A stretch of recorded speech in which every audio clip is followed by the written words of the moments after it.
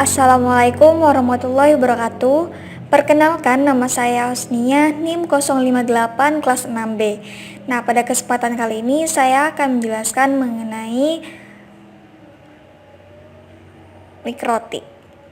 Yang pertama, untuk pokok pembahasannya yaitu ada pengertian mikrotik, dan yang kedua fungsi mikrotik, yang ketiga jenis mikrotik, dan yang keempat manfaat menggunakan mikrotik, serta yang terakhir yang kelima yaitu kelebihan dan kekurangan mikrotik. Selanjutnya kita masuk pada pengertian mikrotik. Mikrotik merupakan sistem operasi dan perangkat lunak yang digunakan untuk mengubah suatu perangkat komputer menjadi sebuah router jaringan. Nah, untuk gambar dari mikrotik sendiri bisa kita lihat bersama kotak yang lumayan kecil, dan di sini mempunyai beberapa colokan dan yang mempunyai kegunaan dari masing-masing colokan tersebut. Selanjutnya, fungsi mikrotik.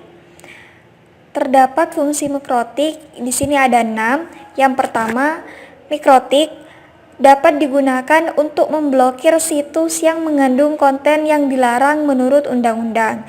Yang kedua, mikrotik dapat digunakan untuk mengatur serta mengkonfigurasikan LAN menggunakan PC mikrotik, router OS, dan perangkat keras yang rendah. Yang ketiga, mikrotik dapat digunakan untuk mengatur jaringan internet yang bisa dilakukan secara terpusat, sehingga admin mudah untuk melakukan pengelolaan data. Yang keempat, digunakan untuk billing hotspot yang mudah melakukan konfigurasi dan pembagian bandwidth untuk setiap jaringan. Dan yang kelima, dapat digunakan untuk billing hotspot yang mudah dilakukan konfigurasi. Dan yang keenam, digunakan untuk memisahkan bandwidth trafik internasional dan juga lokal.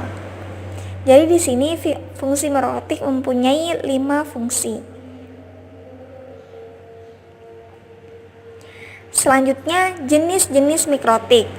Jenis mikrotik di sini terdapat 2 yang umum. Yang pertama, mikrotik router OS, yang merupakan suatu sistem operasi perangkat lunak di mana sistem operasi ini dipakai yang berbasis unik dan memiliki kelebihan dan juga menyediakan fitur mulai dari perangkat router, bridge, firewall, proxy server, hotspot, dan lain sebagainya. Untuk jenis router mikrotik yang kedua yaitu router board.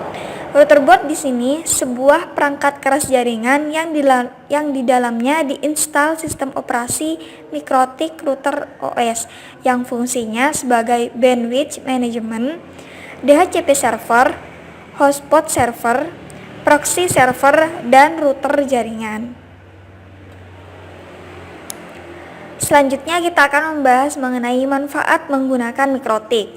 Adapun manfaat yang menggunakan mikrotik antara lain yaitu ada 3. Yang pertama, sebagai internet gateway bagi LAN atau local area network, di mana router mikrotik ini dapat menghubungkan beberapa jaringan lokal untuk dihubungkan ke internet. Yang kedua, sebagai access point. Jadi router mikrotik ini dilengkapi dengan interface wireless yang dapat berfungsi sebagai access point pada jaringan Wi-Fi.